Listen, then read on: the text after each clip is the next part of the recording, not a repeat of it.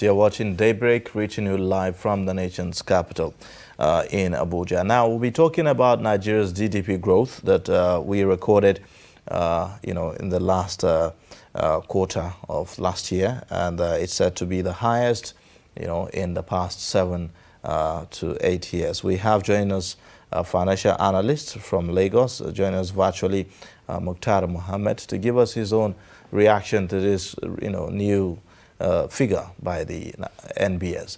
Well, thank you for joining us on Daybreak this moment. My pleasure. Good morning, Abuja. Well, first, let's get your reaction to this. The new figure of 3.4% growth rate recorded of the GDP. Is that positive or negative? Because in one breath, we see a story that suggests this is a negative growth, there's a decline, and in another breath, we see that it's a positive growth. So maybe just clear the gray areas for us. Well, it's a positive growth if you look at the overall GDP that happening in this administration. For the first time, we are seeing an administration that is having a GDP growth of over, for the past 8 years. This is the best the administration of President Muhammadu Buhari has done since he came into power. So we could say it's positive in that sense. Then when people are saying, what is the negativity, what's the positivity, you look at the oil sector and you realize that it has moved from a negative of -19 to -19.26%. And so whether I call it negative or positive, to a tone of -8 point something, -8.09%. So that is where some people say, look, that could be a negative, but that could be a positive because we are making from a negative of 19. So we are seeing a growth of about 10.11% in the oil sector. And that is also responsible for what we are seeing presently now in terms of the GDP growth of that 3.something% we're getting. We've also seen we've also seen some relatively good growth also in the non-oil sector from a height of almost 94.81%. So it's when you look at that again from where they're coming from a height last year of 90 I think a height of last year of 94.13%. So then you look at a quarter to quarter high.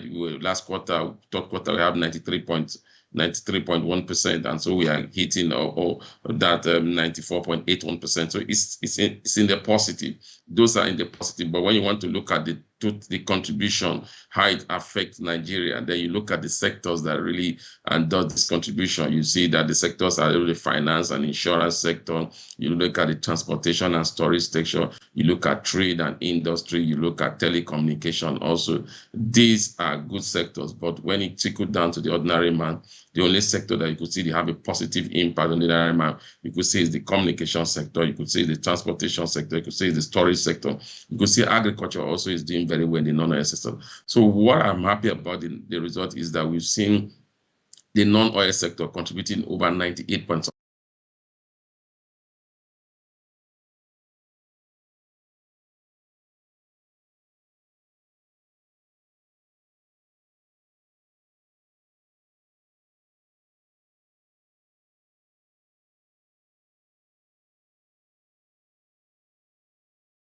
There could be an improvement on that because security virtually is improving. Maybe if you call it graveyard security, we can see movement of goods and services from point A to point B. We are beginning to see an upside also in the storage. We are beginning to stock product in our storage house. And so when you look at all this, you say, okay, that's the positivity. But when you look at the overall, the effect on the ordinary Nigeria, you could say that we've not seen that from the down to the up. And when we talk about the effect, we want to see how much this GDP of 3.98% have contributed in terms of taking most Nigerians out of the poverty level. How much has it contributed in creating jobs? Those are where you begin to see the real effect as it brought down the cost of living for Nigerians, because there's a lot of sectors that were shut down before they are open up. When you look at this, then you will say, okay, there's a little bit of negativity there.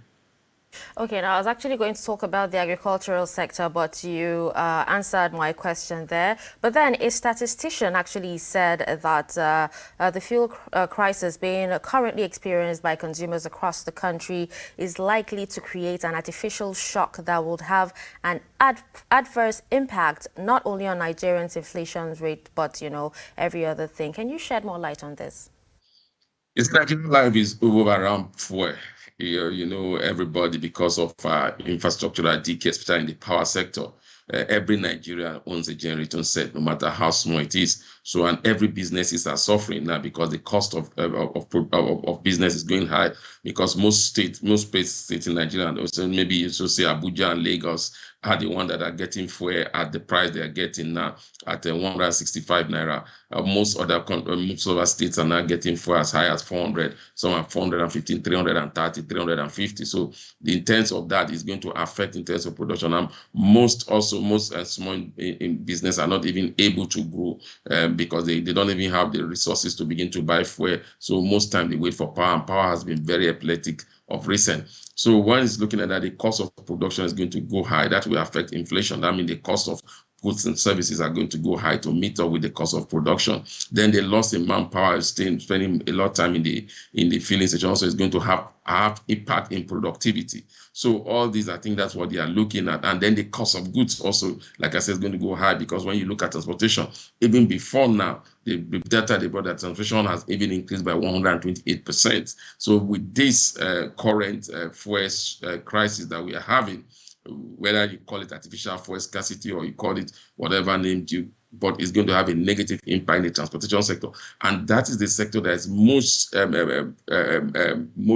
informal sectors used to grow their businesses because they have to move their goods from one point to another. So, and they even have to move from point A to point B to go to the offices. So it's really, I understand what the Statistician General is talking about when he said there could be a negative impact, but that impact will show when we have the first quarter GDP report, which I think if we are able to address the situation on time, we might see slight impact. But if we're not able to curtail this current scarcity on time, then we could see a huge impact on the first quarter GDP report of 2022.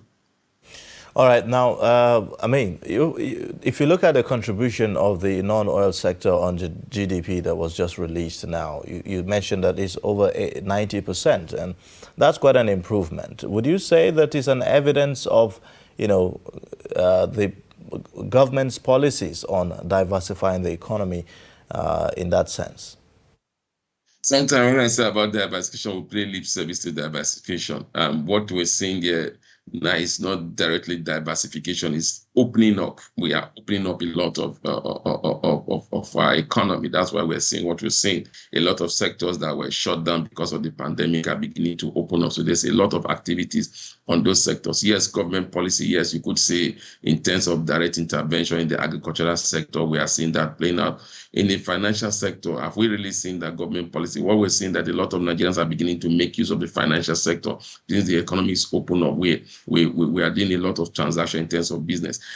Trade also, yes, we could see the impact in trade and transportation, especially the rail line. We see the rail line, more rail lines have been opening, like from Lagos to Ibadan, Abuja, Kaduna, Oni State. We are beginning to see the one from Kogi State to Delta State also. So all those are adding up to what we are saying. But if you think of policies, the fiscal policies have not really done well. Like I said in your last program, last time I was on here, what we are seeing, those impact we're seeing now is as a result of what we see the monetary policy do, direct intervention. And like I said, it's not in the area of the CBN to continue to do this thing. So there's a limit to what, if we've seen the synergy between the monetary and the fiscal policy, we might see a lot of growth in most of, especially in the non-oil sector. And not to forget that the report that came up during the week said that banks have done a lot of lending to the informal sector of almost 4 to 5 trillion.